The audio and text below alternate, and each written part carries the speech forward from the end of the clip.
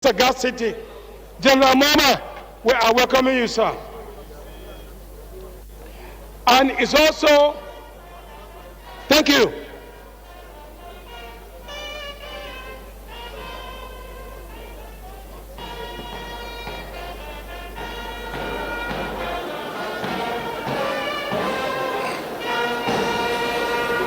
He is going to present the awards on the jets. I want to greet in a special way great eminent Nigerian leaders. Chief Ima Enuku, he is a great chieftain of the All Progressive Congress, and Barrister Ima Ibediro, the National Organizing Secretary of the APC. You are welcome wherever you are. Nigerians greet you in a special way. We are welcoming our former minister.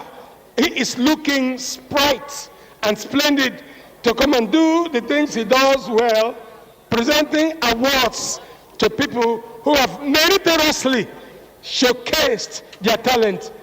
General, you're welcome, sir. Yeah, thank you, Ima Okoro. Sir, you're welcome.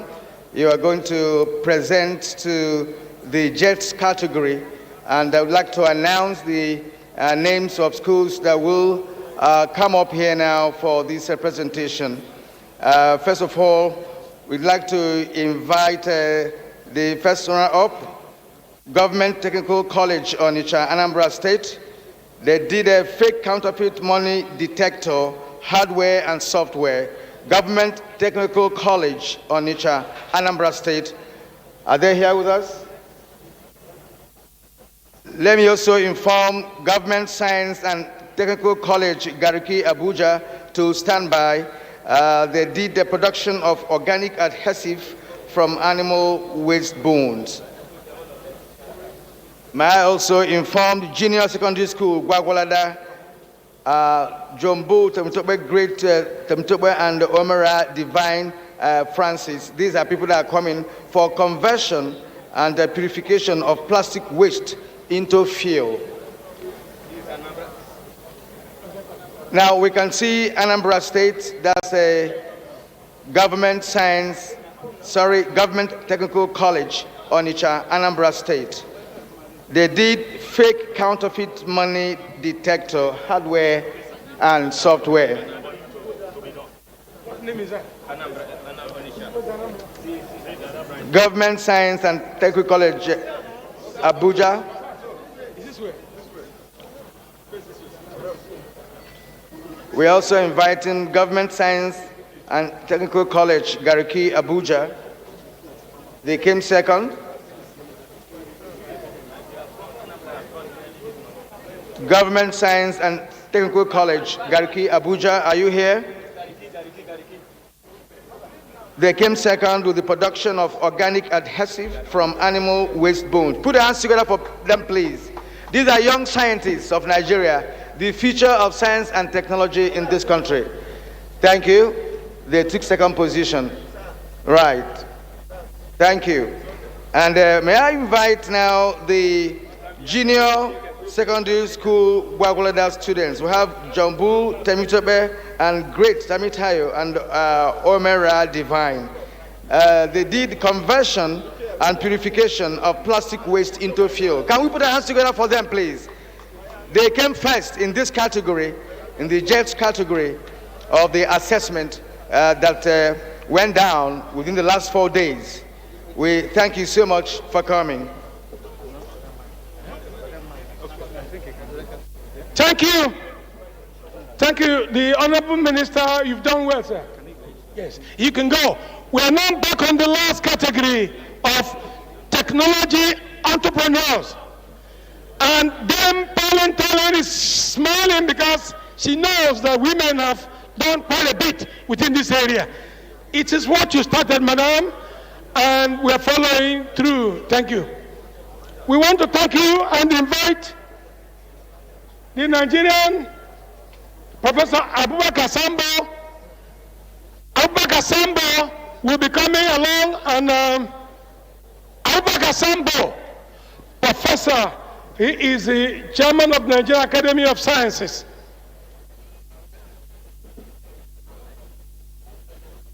Professor Sambo, you are coming and you are going to be aided by a minister.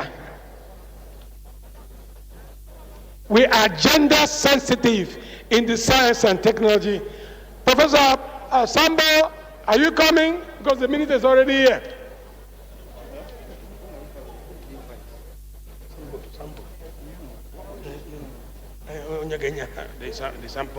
Now, I'd like to welcome specially Dayo Abiodun, representing Ogun State Governor, SA to the Governor ICT. Professor Fana Ina Abdulrahman, Deputy Vice Chancellor, Borno State University, Maiduguri. Professor Sunday Okeniyi, former Acting Academy Provost, Nigeria Defense Academy Kaduna, and President, Chemical Society of Nigeria. Now we are about to present the technology entrepreneurs, and my friend Kirian would now take that particular item. It is the grand finale of our great presentation. Thank you so much. This is the technology entrepreneurs category, and we have Woods Brothers Nigeria Limited. Woods Brothers Nigeria Limited, first indigenous biology science kit. Woods Brothers Nigeria Limited, they took a third position. They constructed first indigenous biology science kit. That's a presentation from the Minister of Women Affairs. We thank you.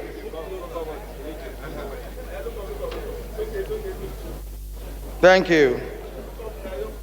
That's Woods Brothers Nigeria Limited. It's a private sector person. That's an indication that this expo allows all Nigerians to participate anytime. And now the next is Bosco Nigeria Limited. Bosco Nigeria Limited. They did an incineration machine. They produced incineration machine. Bosco Nigeria Limited. Incinerator machine. That's what they produced. And they came second in this category.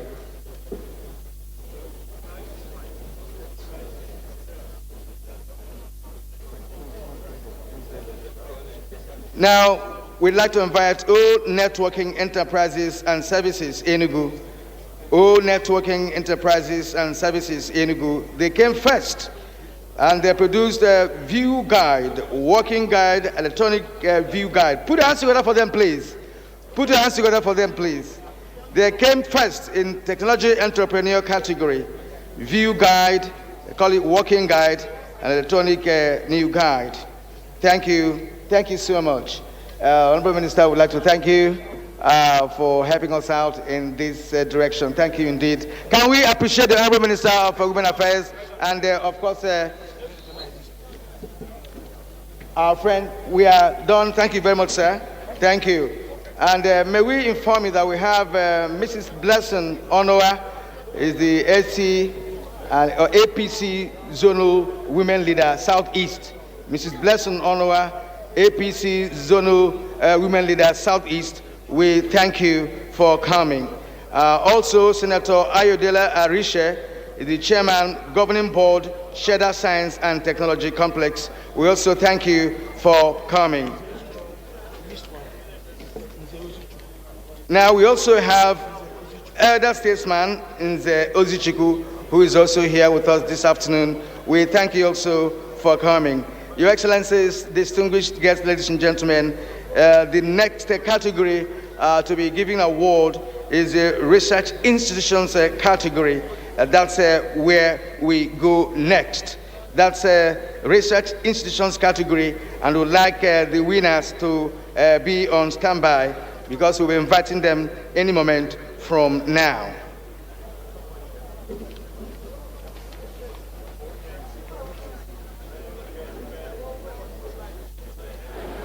At this point, ladies and gentlemen,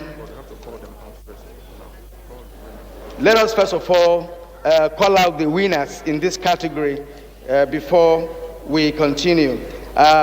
First, I'd like to invite National Space Research and Development Agency, NASDA. The NASDA came third in this category. Can we please have the representatives of the National Space Research and Development Agency, please, NASDA. The representative of NASDA, National Space Research and Development Agency, can we have you here at the podium? All right. I can see Dr. Chizia already on his way. We also like to invite Daikons CED.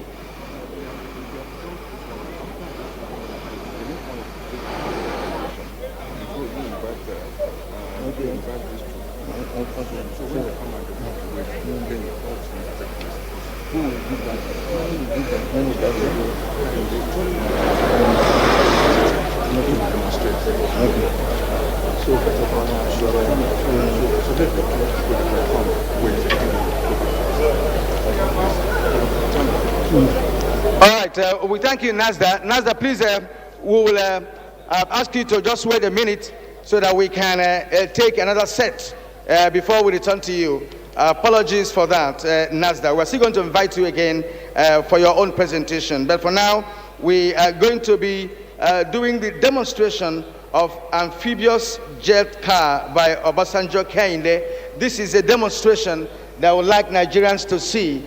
The demonstration of amphibious jet car put together by Obasanjo Kehinde G. That's what we're about to watch now.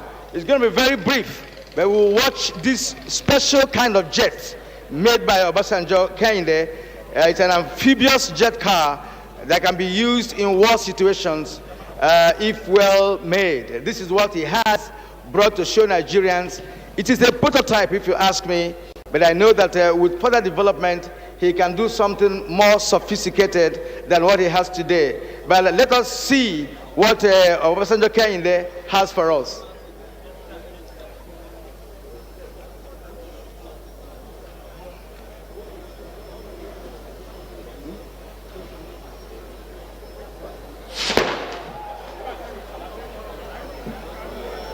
That is a kind of amphibious attack in a war situation.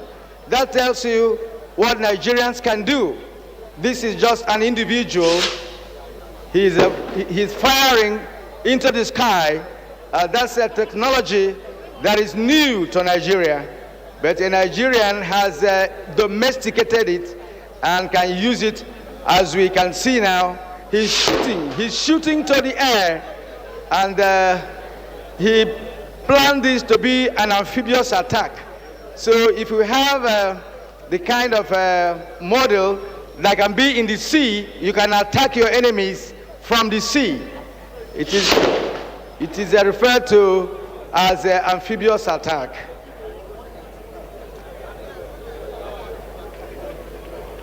That's from, can we put our hands together for this young man, please?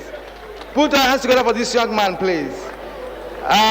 You can see that with support that this man needs, we are going to have a better or a more sophisticated product than what he has here.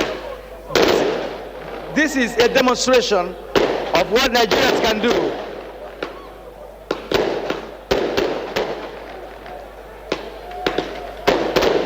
Put our hands together, please, for this young man.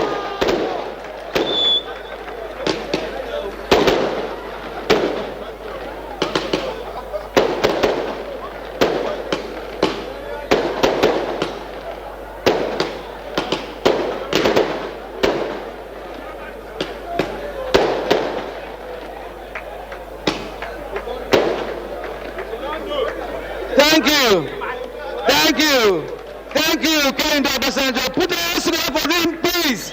Can we appreciate him more and more, please? That is technology at its best in Nigeria for today. Thank you indeed. All right.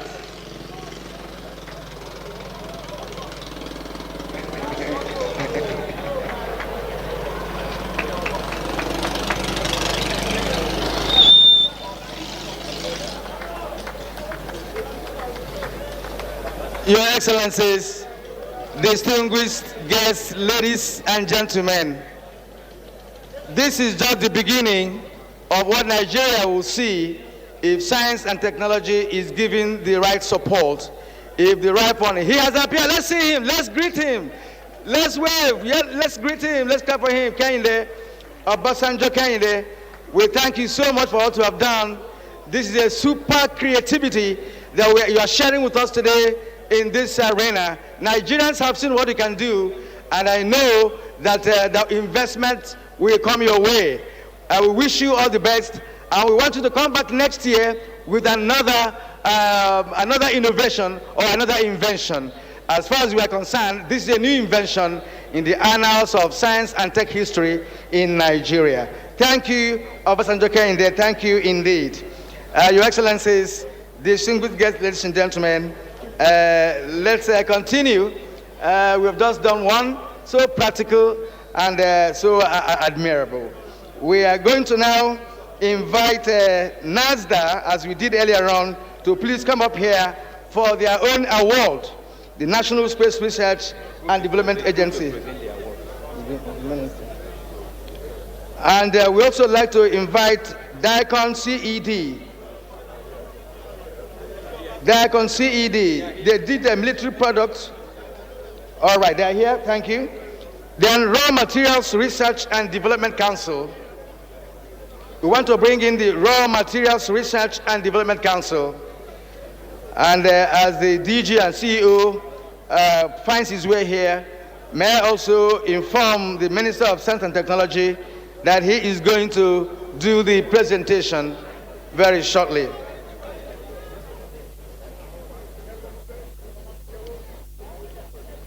As we wait for him to arrive, may I also acknowledge the presence of the board chairman, Nigerian Building and Road Research Institute, Chief William Wadnick. Sir, you're welcome. Thank you. At this point, ladies and gentlemen, may I invite the Honorable Minister of Science and Technology, Dr. Bonayano, to come and make this presentation. It is in the research institutions category of the competition. Put your hands together, please, as the minister finds his way to the podium. Can we appreciate him, please?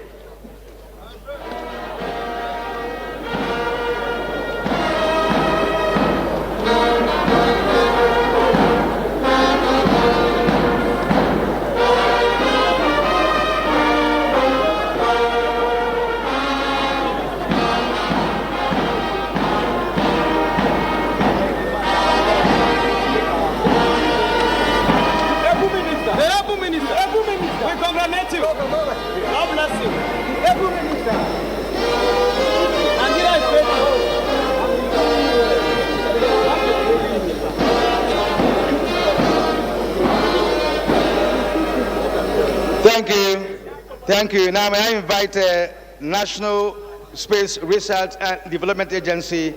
They produced 3-axis gravimeter. It is they came third in this category. National Research and Development Council. Thank you. They came third in this category. And Dr. Chizia is there to receive the presentation. Now, we'd like to ask DICON CED to please step out.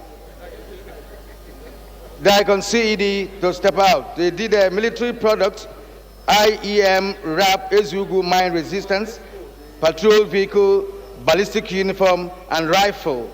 They also made a rifle. It's a DICON CED.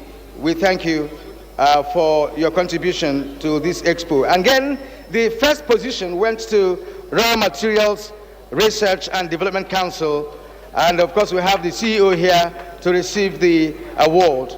Development of Laurel stain from mushroom species. That's what they did. Raw Material Research is another major agency of Science and Technology Ministry.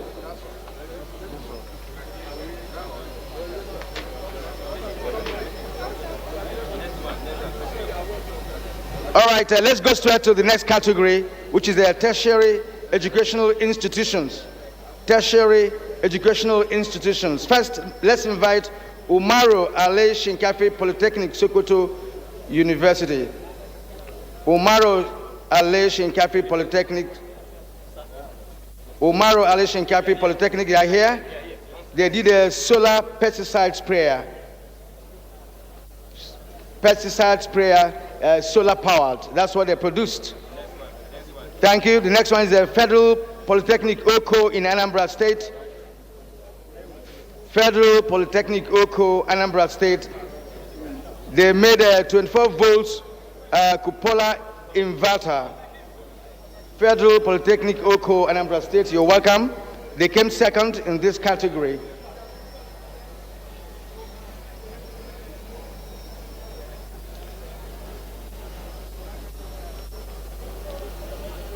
That's the Federal Polytechnic Oko, Anambra State. Thank you so much.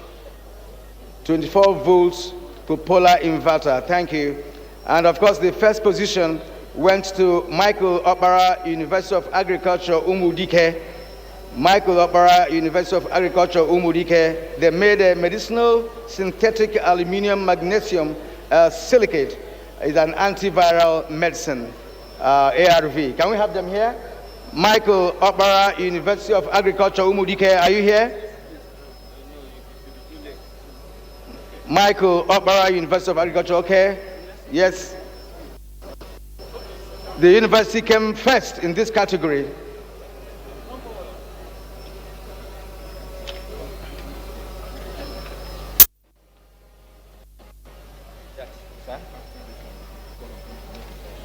All the award winners will submit their account details to the secretary.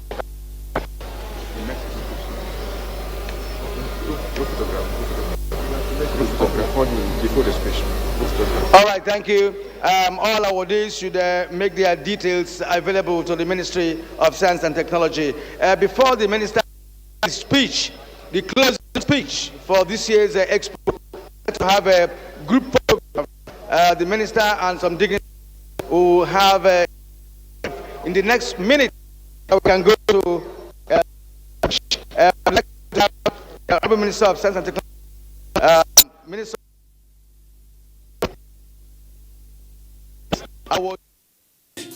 Look, enter out, go and carry your load. Go and carry your load. Make you not come up for town. There's a one big disease, you don't enter town, okay? What do you mean the name of the disease? Coronavirus, okay? There's a big disease, eh? If they fly for air like this one, like windshield. What do you make me back? Make me go. Oga, stop am now. Corona not dey fly like winch, and running away not go solve the problem. What is the solution? Good question. Federal Ministry of Health don join hands with Federal Ministry of Information and Culture. Say, if we follow some very simple instructions, we go prevent the spread of this coronavirus. Anytime when you sneeze or cough, cover your nose and your mouth with your hand. Wash your hand regularly with soap or any hand sanitizer wey contain alcohol. Avoid crowded places, but if you must go where people dey, make sure say you wear your face mask. Make sure say you boil your meat well, make it done. Avoid places when animals dey. But if you must go where animals dey, wear your face mask and your hand gloves. Any face mask or hand glove wey you don use, make sure say you throw am properly, make somebody else not go see am use. Those of una when they spit for public anyhow, make una no dey spit like that, because that kind anyhow spit fit spread the disease. Make una no eat all those animals like rat, bat, snake, monkey, and any animal wey die of sickness. Make una drink plenty of water, because plenty of water dey help. Make una no spread fake news. Make una no share false information. Make una no cause unnecessary panic, because Ebola come this country. All of us join hands, we push am enter corner. So this coronavirus, if all of us join hands, we go also push am enter corner.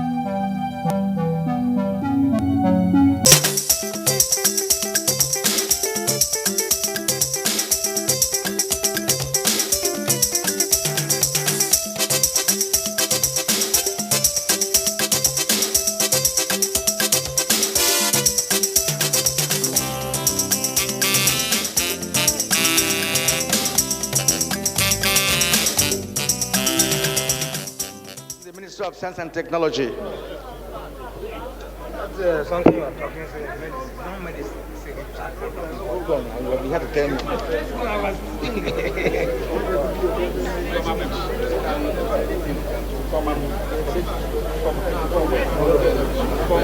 Okay, we'd like to welcome Honorable Kelechi Chima, former member, House of Reps. You're welcome.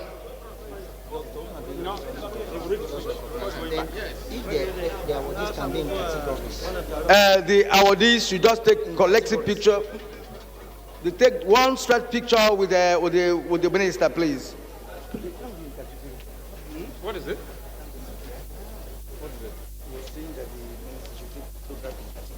No. So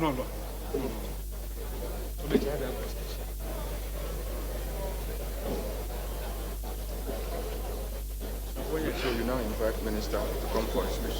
Let him come and read his speech. Distinguished guests, ladies and gentlemen, at this point, we'd like to invite the Minister of Science and Technology to read or deliver his last speech to this special gathering at the Eagle Square. We thank you. Please pay attention, please.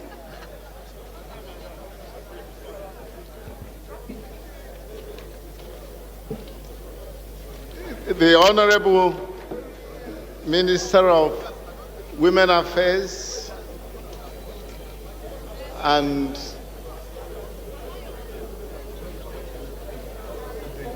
past and present members of the National Assembly, past and present members of the National Working Committee of our great party, the All Progressives Congress,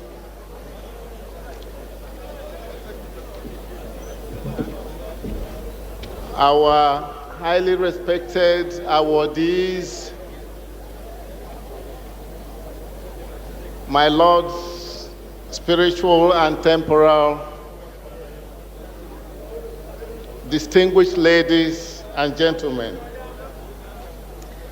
5 days ago, on Monday, March 16, 2020, the 4th edition of the Science, Technology, and Innovation Expo was declared open by President Muhammadu Buhari, President, Federal Republic of Nigeria.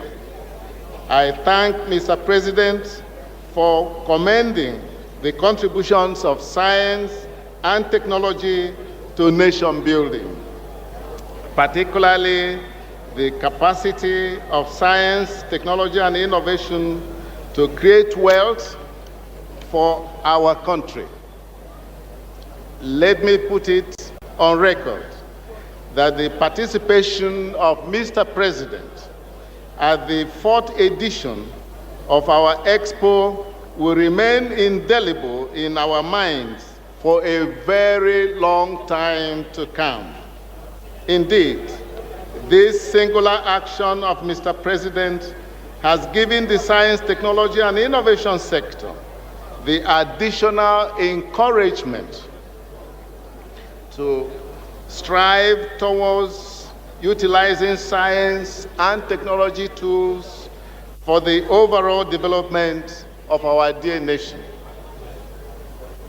I also thank Mr. President for granting scholarship awards up to the Doctor of Philosophy degree level to the 3 best, most promising young scientists in the country through the 774 Young Nigerian Scientist Presidential Award as a way of encouraging the study of science and mathematics in our nation. May I also use this opportunity to call on states and local government areas in the country to encourage their students that emerged winners at various stages of this competition. The past 5 days have witnessed continuous exhibitions in the various pavilions of research institutions, tertiary institutions, including universities, both private and public, polytechnics, colleges of agriculture, and colleges of education. junior engineers, technicians, and scientists, and state governments, the military, the informal sector, and other outdoor activities, including fabrications. Also, we have had technical sessions on blue economy, presentations by talented young scientists of Nigeria, inventors, researchers forum, special days, training on the use of indigenous science kits, science teachers, continuous assessment of research and development results, inventions and innovations on display in all the exhibition stands, and most importantly, the presentation of awards by Mr. President. To the winners of the 7 young Nigerian students awards at the opening ceremony.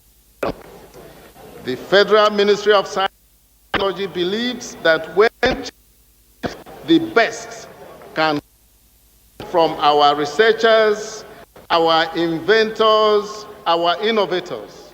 In this respect, Ministry constituted a strong team of judges to assess the inventions, innovations, and research results of our Expo participants.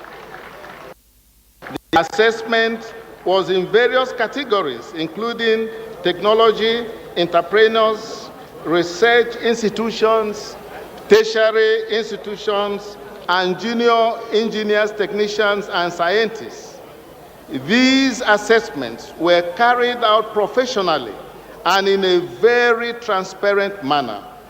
All the winners that emerged in the first, second, and third positions in the various categories will be rewarded with 1,750,000 and 500,000 naira respectively. We are convinced that this will help us in building a new science and technology culture in our dear nation. Yesterday, I spent nearly 4 hours to move around the various pavilions. I was amazed at what I saw. There is creativity from both the old and the young in Nigeria. Nigeria is definitely on the move. I was impressed with the level of research and innovation that I saw on display during this 4th edition of our Science, Technology, and Innovation Expo. However, I still want our scientists to work even harder than they are currently doing. I was very happy to see many individuals in the informal sector making significant contributions to research and innovation in Nigeria. Research is not only to be done in designated laboratories. Your room and even the kitchen where we cook our food can, to some extent, serve as laboratories. There is an image that will continue to stay with me for a very long time to come. As I walked by display stands in the pavilion yesterday, I stopped at some as determined by the guide. I was surprised to see 2 small children, a boy and a girl, as they meandered their way through the crowd that accompanied me, to stand before me and demanded that I go back to see their display stand. Being one of those, we did not stop to ask questions. This was yesterday. These children were primary 6 pupils wearing their school uniform. This was clearly the Nigerian indomitable spirit on display. Inside me, I exclaimed, wow. I imagined it if this could happen in any other country but our special and unique nation. I saluted their boldness, courage, determination, and perseverance. We had to go back to their stand. You needed to be there to see the smiles on the faces of these two young Nigerian children. I was also driven around the Eagle Square in a solar-powered vehicle which took advantage of Nigeria's location in the tropics with sunshine all year round. A good part of the body of the vehicle was made with solar panels. I sat with the driver in front while the permanent secretary and the director of science and technology promotion sat at the back. We had a nice ride around the Eagle Square in this noiseless vehicle without emission, designed and built by the Yaba College of Technology. As I moved round the pavilion, I was convinced more than ever before that there is no need for our dear country to be importing from other countries many of the things we now bring into our country from outside. I call on all policymakers and Nigerian investors to make time to visit the various stands in our future expos. If this happens, it will help accelerate the pace of commercialization of research results in our quest for self-reliance as a nation. Most distinguished ladies and gentlemen, I am happy to inform you that the output of our past 3 editions of the Expo have led to the creation of many small-scale businesses, which we believe will soon grow into medium and large-scale enterprises. I invite the organized private sector to take advantage of the research results and even prototypes showcased at this expo to create wealth for both themselves and our dear nation, as well as employ our citizens. It is with this in mind that I am convinced that we will continue to use the Science, Technology and Innovation Expo to create limitless opportunities for all Nigerians, including our graduates and even those that do not have formal education.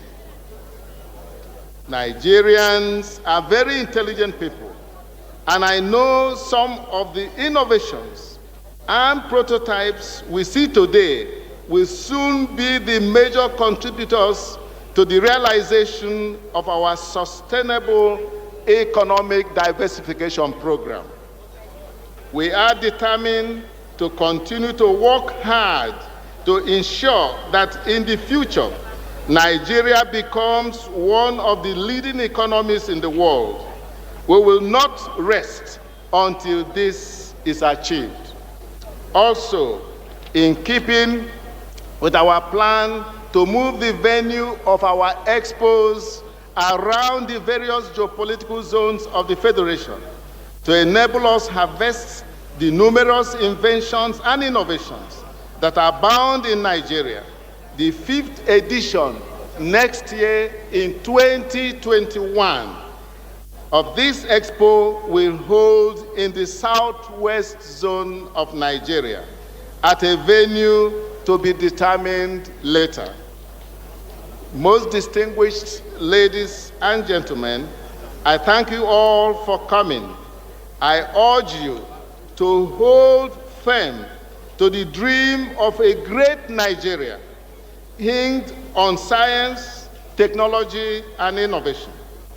The future of our country is bright. I urge you to see Nigeria as a country that has the capacity to lead the world. This we can do. Working together, our collective dream can be realized. It is with gratitude to Almighty God that I most respectfully declare closed the year 2020 Science, Technology and Innovation Expo. I wish you safe journey to your various destinations. I thank you so much. May the Almighty God bless our dear country, Nigeria.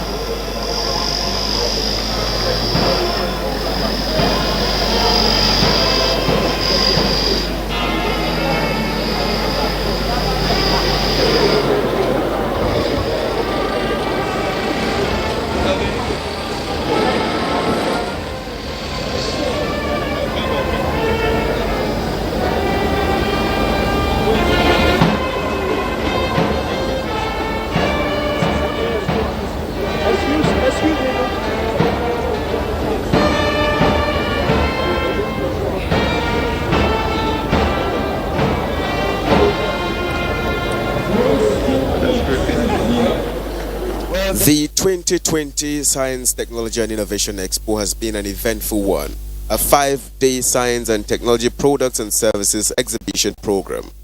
Today closes the event, and the Minister of Science and Technology, Dr. Ogbonnaya Onu, having affirmed the immense creativity by Nigerians at this expo after seeing an array and display of innovations, has implored the Nigerian scientists to work even harder to bring out results for national development.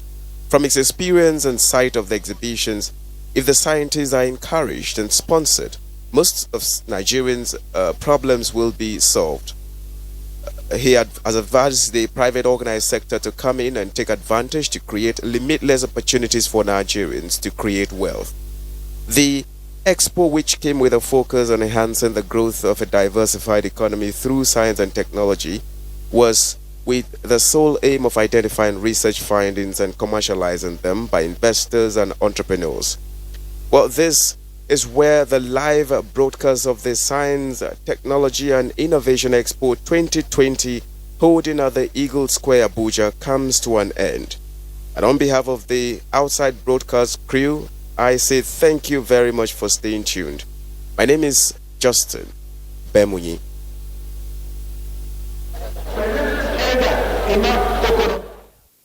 As the situation demands. Travelers from all countries shall be required to self-isolate for 14 days after entry, following the guidelines provided to them. Non-compliance puts your family, your friends, and the public at risk, even if you feel very well. As for arrivals from high-risk countries named, their self-isolation shall be supervised in the form of follow-up to be conducted by Port Health Services and NCDC, with the option of doing a testing as need arises. According to our national case definition, we have identified 2 more high-risk countries, Austria and Sweden, who were added in the past 24 hours to the list. We are also including COVID-19 testing in our routine surveillance for influenza-like illnesses. The original index case is clinically stable and has improved greatly. The first test, negative test, was recorded yesterday. We will discharge him if his next test is negative according to the case management protocol. Therefore, as of 20th of March 2020, Nigeria has recorded the 12 confirmed cases of COVID-19. One case has been discharged from the hospital. The other cases are clinically stable with only mild symptoms. The tracing is ongoing to identify all persons who have been in contact with the confirmed cases, and it is estimated that there are about 1,300, and they are going to be traced. Port Health Services of the Federal Ministry of Health, in collaboration with state ministries of health, have heightened screening at all air, land, and sea points of entry into Nigeria, and adopted the protocols to reflect the travel guidance issued by the Presidential Task Force for the control of coronavirus. The Federal Ministry of Health is working with Nigeria Customs Service and Nigeria Immigration Service to ensure surveillance at land and sea borders.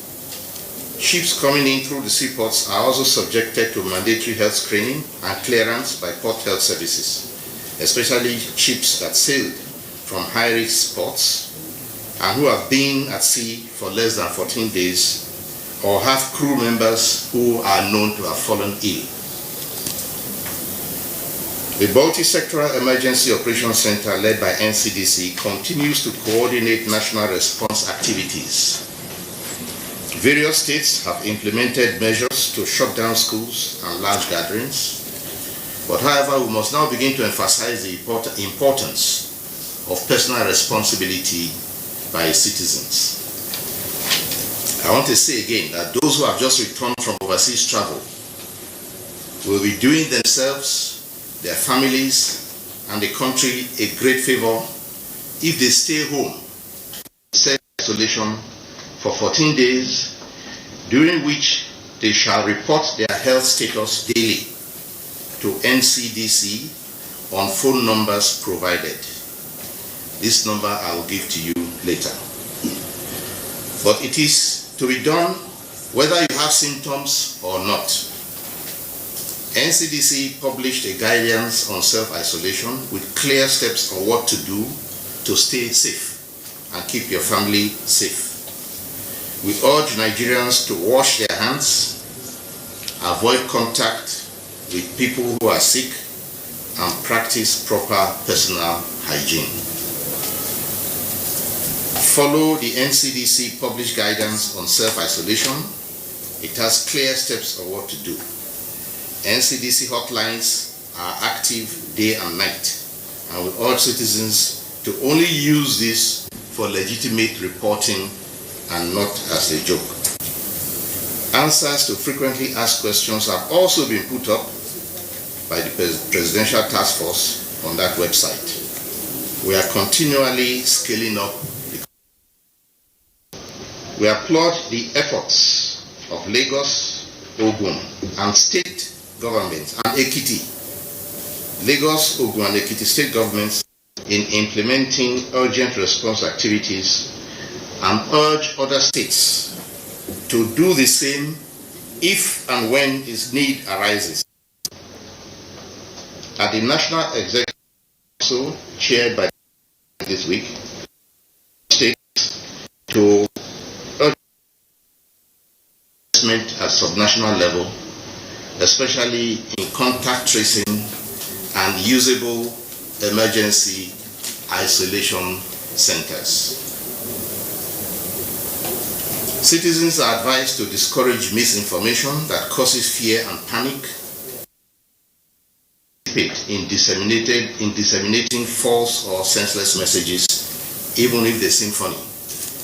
Please accept only information shared through official channels of the Federal Ministry of Health, the NCDC, or state ministries of health. The fight to contain COVID-19 is a call for every Nigerian resident to be responsible with information by accessing and sharing only credible information from the official Federal Ministry of Health, NCDC, Lagos State Ministry of Health, and other state health department officials or channels on TV, radio, and social media.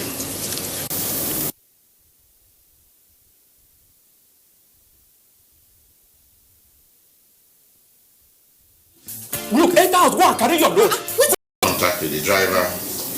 Do not leave your house during self-isolation period.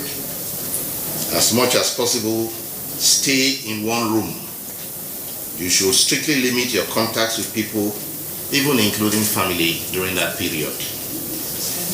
And if during your 14-day self-isolation you develop symptoms of COVID-19 such as cough, fever, shortness of breath, or generally feeling unwell, avoid self-medication and contact NCDC through the Connect Center immediately. The number is 0800 97 000010. I shall repeat. 0800 97 000010. Once again, I wish to urge all citizens to take care of their health and protect others by continuing to do the following.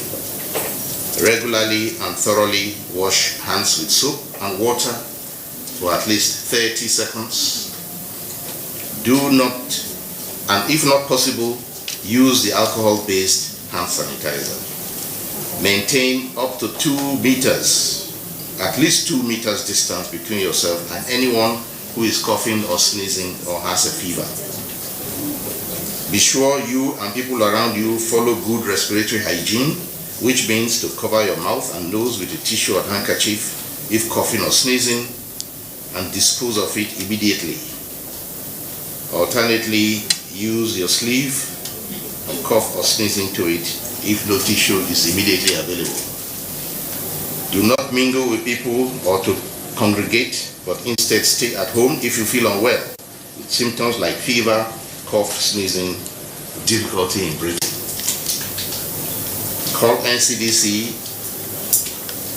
a toll-free number available 24/7. Thank you for listening.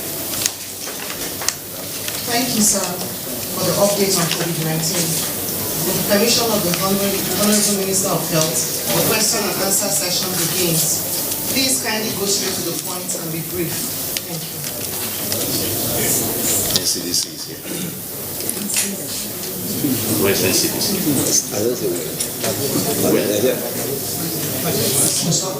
They should be so close. Okay. Hello, I'm William Clowes from Bloomberg. Just 2 very brief questions. First relates to President Trump's comments yesterday about chloroquine and hydroxychloroquine. I know that Nigeria doesn't use the first one, chloroquine, and excuse my ignorance, I just wanted to know, is the second one, hydroxychloroquine, still used here in malaria treatment, and is there a concern about availability after the President's comments? And the other one is, could this pandemic, reduce global manufacturing of malaria diagnostics and treatment drugs as we approach malaria season and people prioritize COVID-19 over malaria?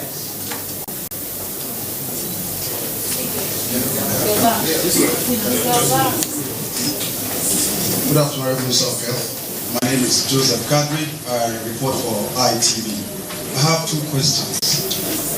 One is the person that died in Afe Babalola University Teaching Hospital in Abuja. That facility is still on. Students are still having lectures or practical in that facility, and the facility will still be on until first week of May. So what is the federal government doing about that, especially when we have somebody died there? Why is that facility not shut down? Then on the aspect you talked about, people should maintain at least a feet whenever they're in public transport, if necessary. In the FCT here, we discovered that commercial operators carry 4 behind and 3 in front. What? Yeah, 3 in front. Yeah. So, what are you going to do concerning that? Thank you. Good afternoon, Minister. Good afternoon, everyone. My first question is on the issue of procurement. My name is Frank Kajufu from Vision FM Abuja. We were told even before the index case was announced that the process of procurement had begun. I would like the Honorable Minister to update us on the level of procurement that has been done. At the state that we are now, should we have a crisis? Do our health workers have enough personal protective equipment to work to avoid the situation we hear in the United States where health workers are asked to repeat face masks? And then another question is on the support for states. Ekiti State has one confirmed case, and I was told from what I heard and watched on TV that there is an isolation center of about 8 bed spaces. A single case has the capacity, considering the level of transmission which we've been informed about, of spreading the disease very rapidly. The 8 bed space, how realistic is it for Ekiti State? And is the federal government looking at supporting the state to increase the number of bed spaces in the isolation center? Thank you. Good afternoon, sir. My name is Friday. I'm here. Let's answer these ones before Friday comes on. Friday is there. Yeah. Friday is there. So Friday, you wait. Today is Friday, but you can wait. Let's answer these first 3 questions. We take them 3 at a time. First of all, with regard to procurement, we presented a request for the funding as far as we can see. And the government has provided the funding as far as we can see, and the procurement is going on. We are not complaining about any issues with procurement. With regard to the case with Ekiti, I also thank you for bringing that up, because it's an opportunity to also emphasize the importance of contact tracing, to find out, first of all, how many people that case in Ekiti how many people had contact with that case, find out where they are, and put all of them on record and on self-isolation, and for them to continue reporting on themselves and to see if anyone shows signs of infection. The Nigeria Center for Disease Control provides support to the state government, providing epidemiologists. They may require more people, more staff to bring people on board to carry out this tracing, and that is the best way to find out who all may have had any kind of contact and possible infection from that one case. The second talks about FCT. The hospital.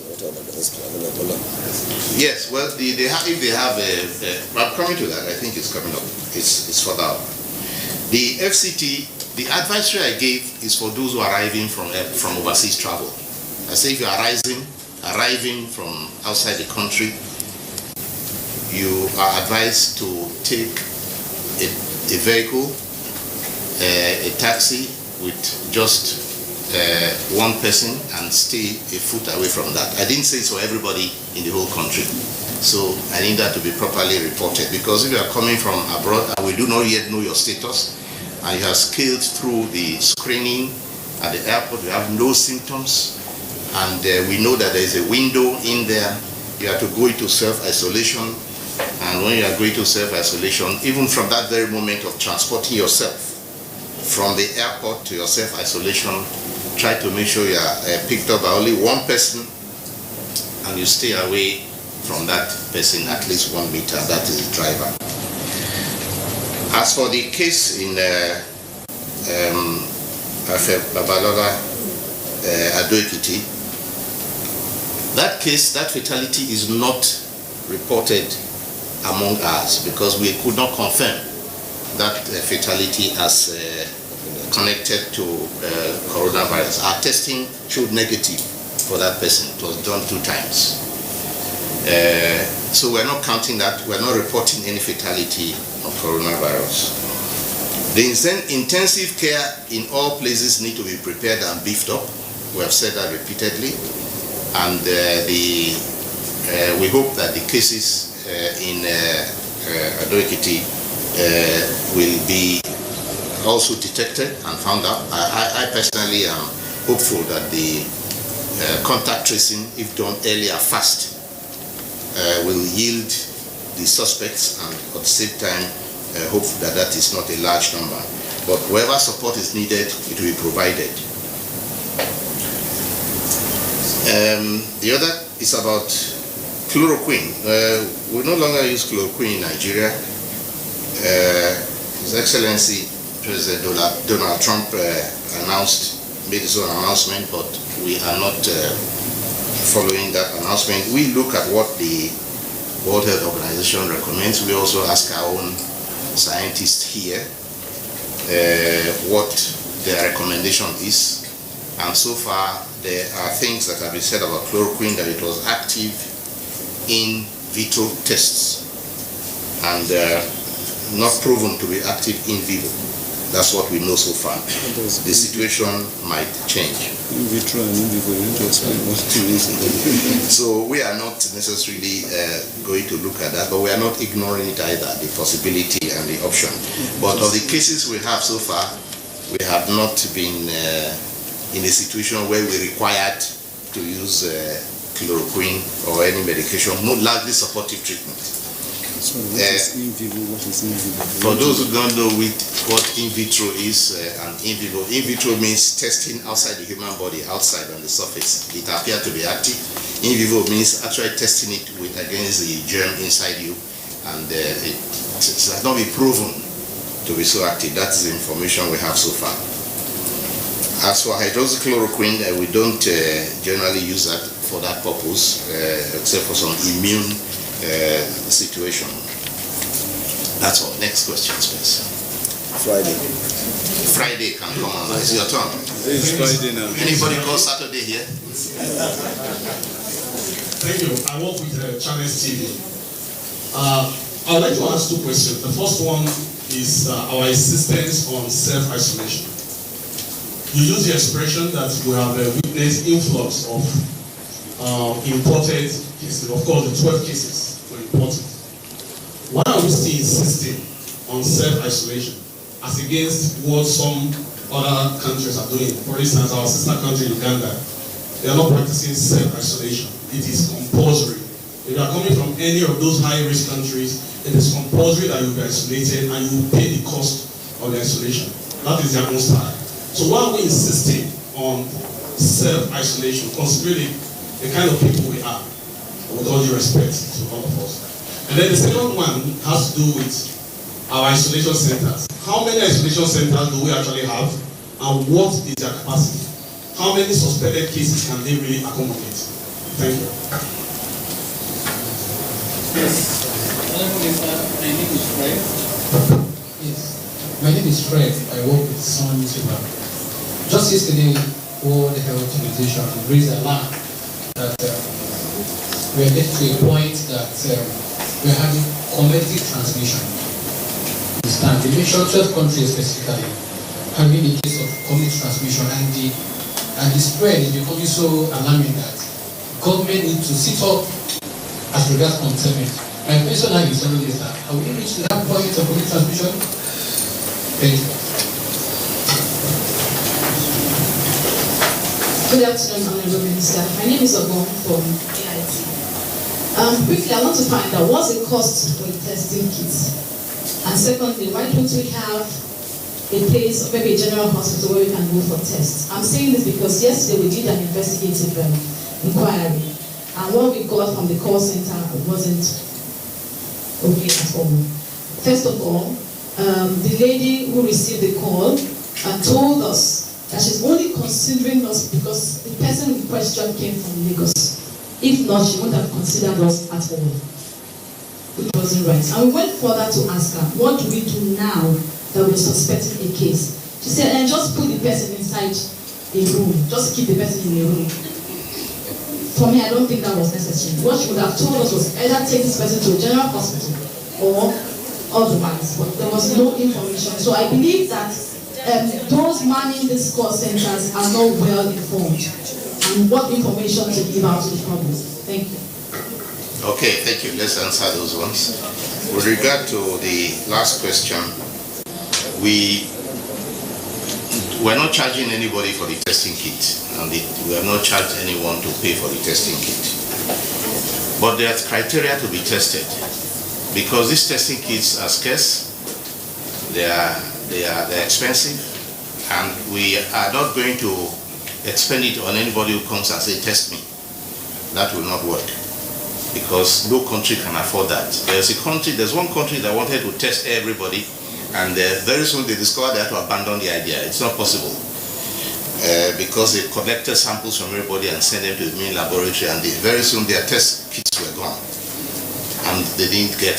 But you see, you must fit certain criteria. First is that you must have been outside the country within the preceding 14 days, or even if it's 16 days, we'll accept. If you haven't been, then you're not eligible. Second is that you may have been in contact with somebody who has been, a close contact with somebody who has traveled within the preceding 14 days, and that person either has been tested or has not been tested or has tested that is positive. If you fit those criteria, yes, definitely you'll be invited to test. Otherwise, you have to stay in self-isolation. If you have traveled and you have no symptoms, and keep reporting immediately you have a symptom, you can call and say, I traveled within the last 2 weeks, I just came from abroad, and I'm not feeling well, and I'm feeling very sick, I have fever. Then immediately you will be given attention for testing. For the transmission, community transmission, yes, that's a high risk, and many countries are already suffering community transmission, which is why we in Nigeria, every country uses its own strategy. As you can imagine, it's foolish for one country to try and copy what the other one is doing. You are going to lose seriously. So we have our experts here, public health experts, and epidemiologists who know the way diseases are transmitted, who advise government, advise us. I myself am not an epidemiologist, on the best approach.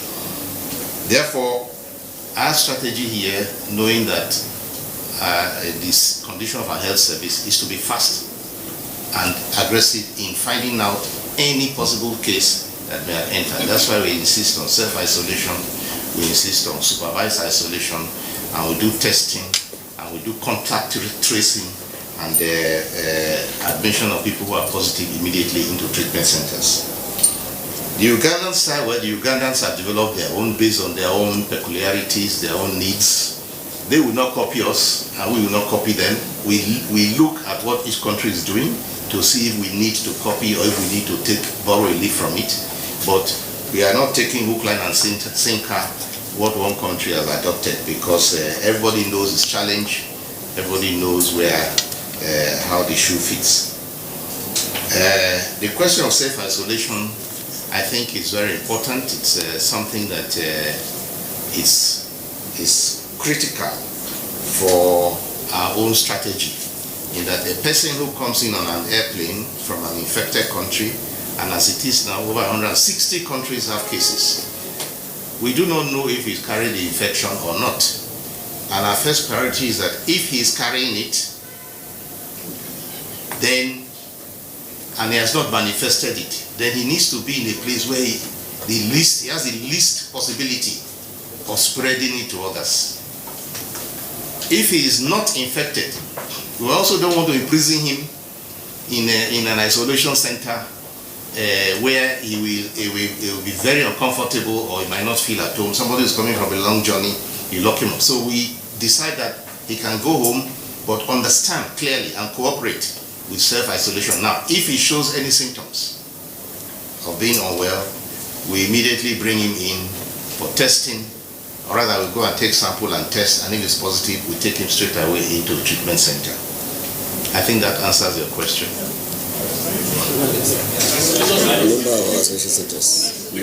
Yes, the isolation centers, first of all, we have isolation centers for various kinds of other diseases. But for coronavirus, every country is scrambling to build isolation centers. You know that China built its own 1,000-bed center in 10 days, that's them. But every country is scrambling for that, and we are also doing our own part. We have our own strategy to increase beds and also to sometimes improvise if need be. There's a standard isolation center going on in Gwagwalada. There is one already in Lagos, a very sound one, which was inherited from the coronavirus, the Ebola virus case that came into Nigeria. So they are very stable. And there are other strategies we are immediately working upon to develop isolation centers if the need arises. We are working seriously on those ones, including requesting our teaching hospitals to immediately make wards available if the need arises. But I will say that no country is ready. There is no country that tells you they are ready, they were ready for Corona. All countries are really adapting and moving, and it depends on how fast you move and how calculated your moves are, that you can be able to control the epidemic or the threat of epidemic. My name is Femi Atoye. I write for Punch newspaper. Well, please, let me take part to the issue of isolation centers. I want to ask how involved is the federal government in setting up isolation centers for the state government? Because some of the pictures we have seen coming from the state government, what they call isolation centers are pathetic sites. I want to know what the federal government is doing in helping state government to set up isolation centers, especially in terms of equipping the place and identifying the site for it. And my second question is, at what stage will Nigeria activate quarantine instead of self-isolation? Thank you, sir. Okay, good afternoon, Honorable Minister. My name is Moses Emomike from the Nation newspaper. Mine will also be a follow-up from some of my colleagues on self-isolation. I mean, it's too critical right now that we have to make it very important for everybody coming into the country. But my question is, sometimes we assume that everybody belongs to a certain level of standard of living. I tell you that some people, even if they are coming from abroad, they don't live in environments that they can really effectively self-isolate. Some people live in face-to-face, yes, even if they come from abroad. Some people live in a 2-bedroom flat and they have kids and have families together. So I want to know if we are going to beef up our strategy for self-isolation. If the government is going to be involved in creating, if at all, create some isolation centers where these people can stay instead of being threat to some of their family members because they don't have enough room for that. I think that's all. Thank you, sir. I work with this I want to talk about treatment being meted out to those who are on isolation, that's isolation centers.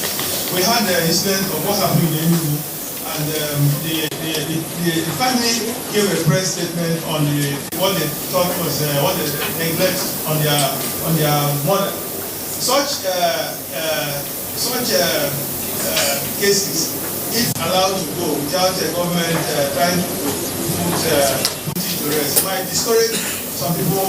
They may see those isolation centers as death caves, because I know how you feel. And what my question is, what standards are we trying to insist on for health workers or health officials that are to attend to those on isolation centers? Because sometimes you go there, some might starve to death, some might not receive normal treatment because everybody is scared. Do we have any standard method of attending to them so that we can have it all around, so that people cannot suffer unnecessarily for this kind of situation?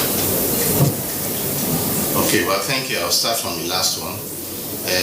First of all, you must not imagine isolation centers to be prisons. When you say some are starved to death, Enugu has had only one case.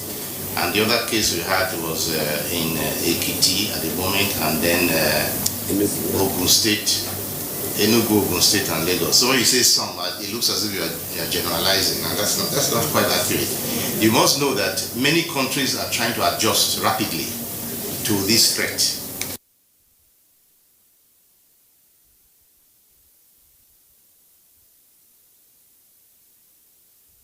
For being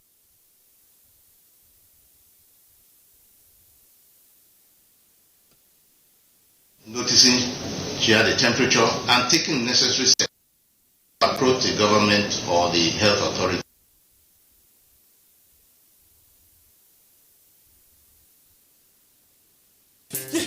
Look, enter out, go and carry your load.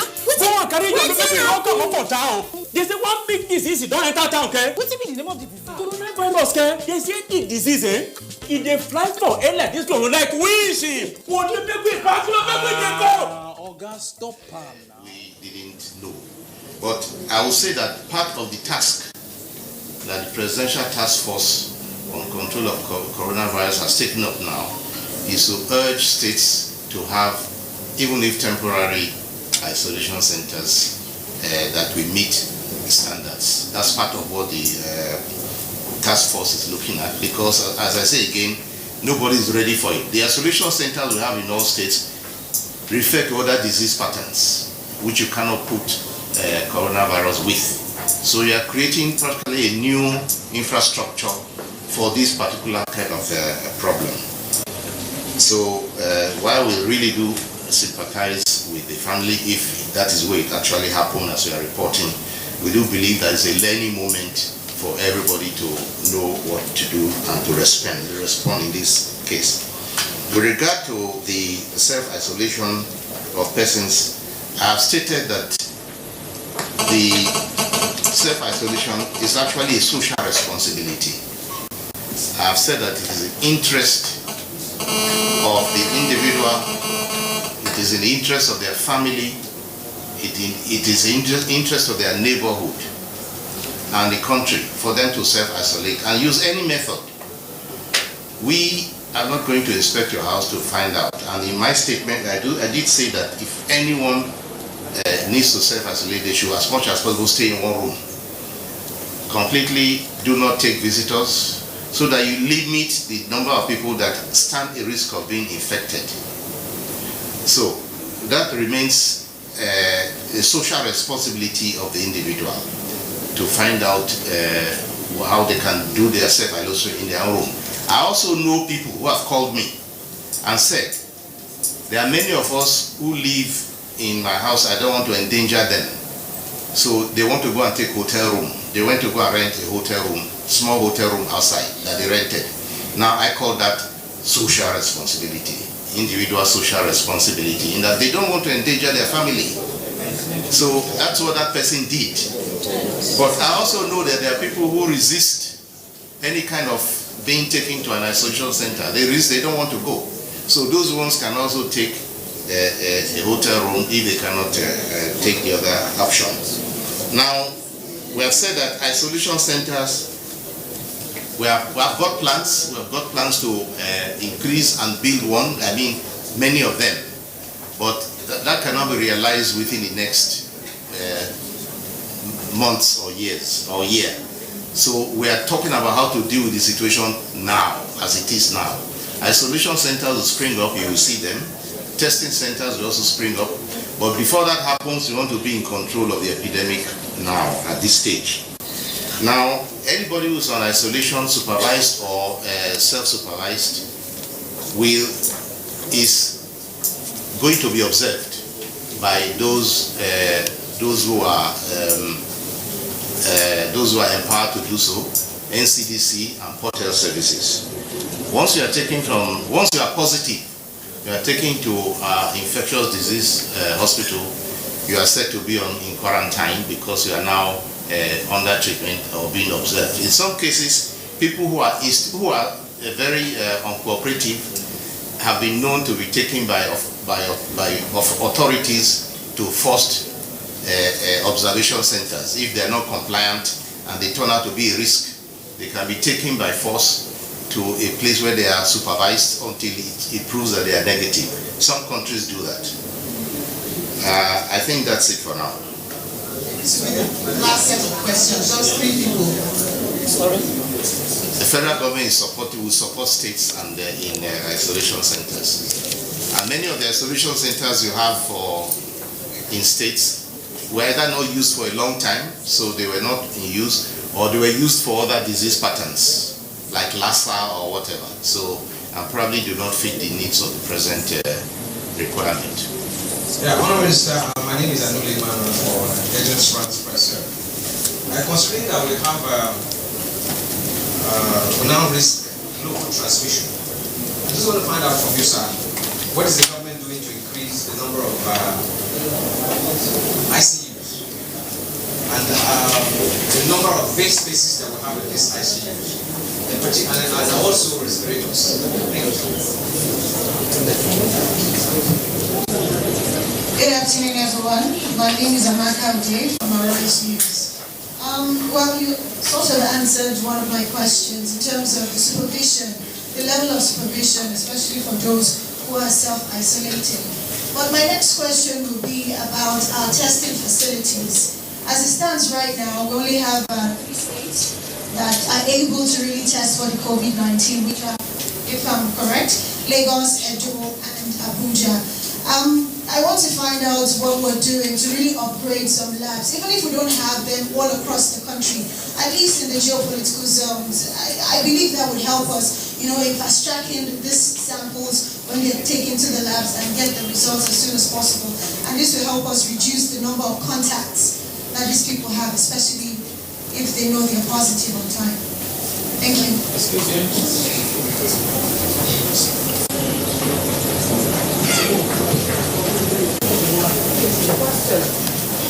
Good afternoon, sir. I'm John. My question is on private hospitals.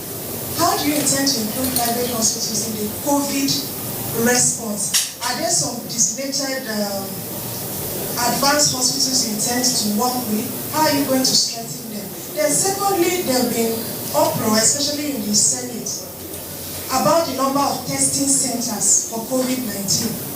For instance, in the whole northern states, there is no testing center except to come to Abuja, the southeast and all that. How do you intend to expand the number of testing centers for COVID-19?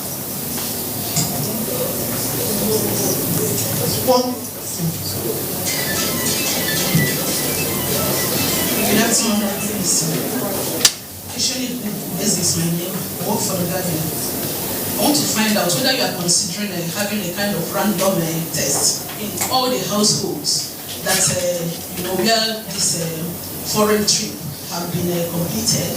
Are you considering it? Because there might be some undetected cases, maybe due to contact with someone that returned that might not really self-isolate. Then number 2, I want also to find out how many respirators do we have? How many of them are working? Okay, thank you very much, everybody. Some of the questions are quite related, so we shall address them and address one and address the others. First of all, with laboratories, when the COVID-19 first came into this country, we didn't have the capacity to test at all because, as you know, it was called a novel coronavirus, new. We didn't have a facility, and at that time our option was to take sample and send to Johannesburg for testing. Working very hard, we were able to get the reagents, and I will tell you that testing for coronavirus requires a special machine.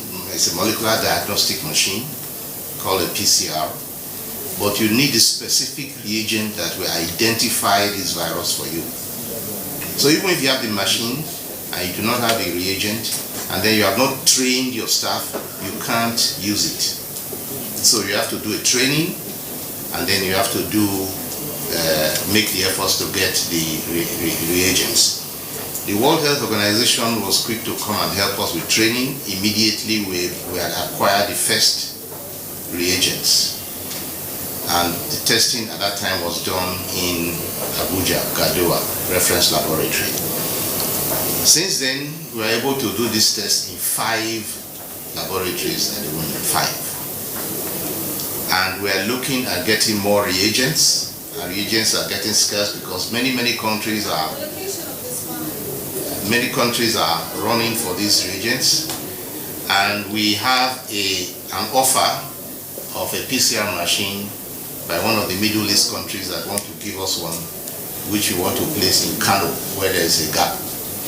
The 5 we have at the moment that are able to do this test, there are 2 in Lagos, that's the Nigerian Institute of Medical Research, the Lagos University Teaching Hospital, in Abuja, Gadowa NCDC. Then there are 2 research centers. One is in Ede, and one is in Irua, Edo State. Those are research centers for... Redeemers at Washu. Redeemers University. That's Ede is the town. Yes. It's in Osun State, but it's in Ede town. But the one in Edo is in Irua, in Edo State. They are research centers and they're able to do these tests. We are hoping that if we get more reagents, we shall train persons to also do this test in Abakaliki, because the machine is there, but you don't have the reagents. And I think Kano and Maiduguri, once we are able to get more reagents and do the training. So that's the capacity. And we can also include other centers where we might have a PCR machine, so we're able to get PCR machines. But even the one promised us has not arrived, and that will take time. So we better reckon what we have. Meanwhile, NCDC has a very sound transport mechanism where they collect samples and send to the centers. So the patient doesn't have to physically go there. So all they do is take the samples and they have a good courier mechanism, the courier company that works very efficiently and takes the sample to the testing center in a very short time. So that's adapting yourself to the situation you are in, which is very good. And so any sample taken anywhere can be sent to a testing center in a very short time by the courier company, which the government pays for. Now, as for local transmission, that's why I keep saying that we need to hurry up with our testing abilities to give support, particularly to Lagos State, where the majority of cases are being followed up, majority of contacts. Because the more you can get the contacts, and the more you can test them and find if they're positive or not, and put them under self-isolation, the more you can reduce the risk of them transmitting the disease to anyone. So that's a very important step indeed. And if the more you're able to find all the contacts, test them, make sure they're not infectious, the less you will need an ICU, because you have fewer cases, you have fewer patient load. So that's why our strategy is on prevention. First of all, identifying those who may be coming from abroad, and of those who have arrived, tracing, and somehow or the other were not caught because they didn't have symptoms, tracing them and tracing their contacts, and finding all those who are positive, put them on observation, testing them, putting them in treatment, and to reduce the risk that we have. Because if you do not do that, each one infects the other and the infection will spread and you can easily lose control. So our emphasis is on that. And random tests, well, the criteria, because we have limitation in test kits, the criteria we use now is that, one, you must have traveled in the 15 days before. Two, or you may have been a victim, or rather a contact of a person who traveled, a close contact who just came, or you have symptoms that indicate that you may have coronavirus infection. So you'll be tested. But random testing is going to be like you go hunting and start shooting into the bush hoping that you will kill something, and you may end up with nothing. Better to aim and identify and do a more targeted use of your scarce resources.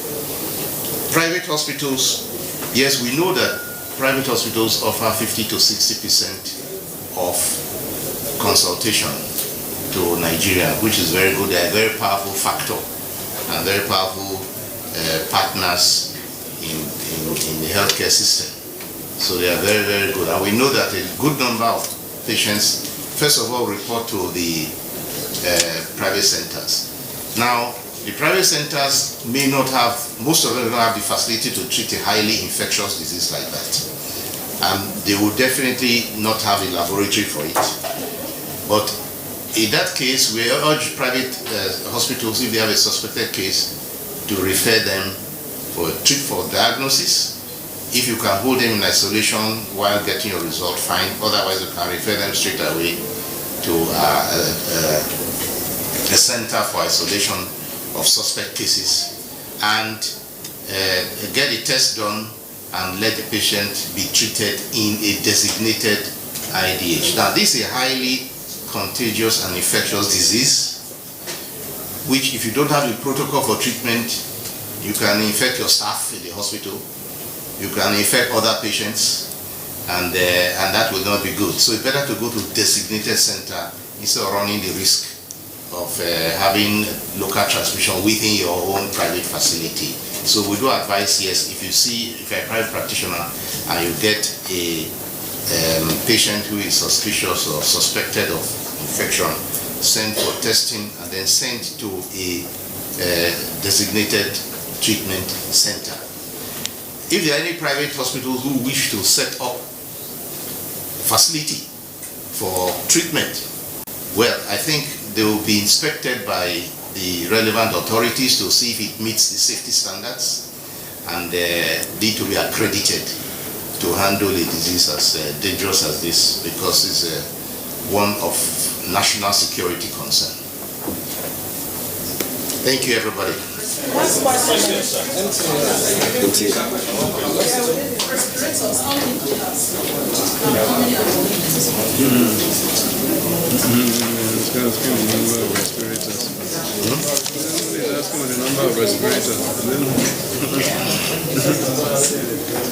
Sorry, sir. I have just two questions. One is a question, the second one is a clarification. I know that with our increase, sorry, my name is Rabi Abdullah from the NTA. I know that, with the increase in our case detection and reporting, this means that we really have to step up our acts in terms of contact tracing. And I know that we don't have enough personnel for that. The national broadband was launched just yesterday. I want to find out, we know that technology is such that we can use it to close the gap in human resource for health, and the same thing applies in this case.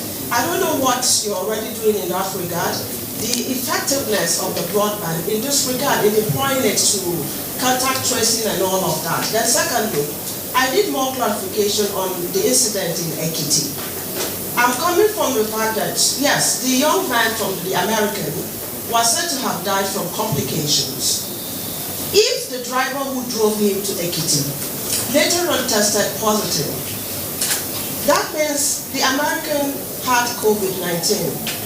If he now died in that hospital, and you're now saying, with due respect, Honorable Minister, you are saying now that it's not a case of COVID-19, because we've had reports emanating from the After Babalola University, where students are saying they don't feel safe being kept back in that institution in view of what had happened. Why is After Babalola University still in existence after what had happened? Thank you. Well, it's still open. Good afternoon. My name is Dr. Rafa Aliberi, MD Solution Magazine. If you observe, COVID-19 has become a global threat to our economy, health sector, religious organizations, and even our human existence. If I may ask, are you sure we can win the war against COVID-19? Well, thank you. That's a philosophical question, but I think I will say something. But in order to come down to NTA's question. First of all, I do agree with you 100%. Our strategy is detection. Not only detection, early detection. They do say that if you are not strong, you must be quick. And we want to be quick in detecting our cases, and also aggressive in doing constant contact tracing, so that we identify any seeding of the infection that has taken place as early as possible and reduce the caseload, hope to reduce the caseload. So we are following that. That is the job of NCDC, working with state governments. Every state has a public health department. Finding the cases as they come in is the work of Port Health Services, and they are also trying very hard to increase their presence at the airports. As you know, the government has now reduced international flights to 2 landing sites to create more focus on those who are coming into our country, and also placed certain restrictions, put certain restrictions in place. As for the Ekiti case, the testing we have done was, the first one was, they said it was inconclusive. And we asked for a repeat. The repeat came negative. And I think, if I remember correctly, it was done a third time and it came negative. So we can only say it was negative. Now, the indices on ground is that that gentleman had also spent time in Ibadan. Before going to Ekiti. And the driver, if he is positive, which is the case, of course it looks like a puzzle, but we must not assume that if he's positive, he must have been... Is he positive, sir? Sorry? Is the driver positive? Yes. So where did you get it? That's the question. Now, you cannot assume that he must have got it from that one person, because I believe, if I'm correct, it's a taxi or something. And I do not know, and if it's a taxi, we do not know who else he was in touch with. We do not know what kind of taxi it was, whether it was an airport taxi. And we also know that this individual was in Ibadan. And what the driver did there in Ibadan, who else the driver may have been in touch with.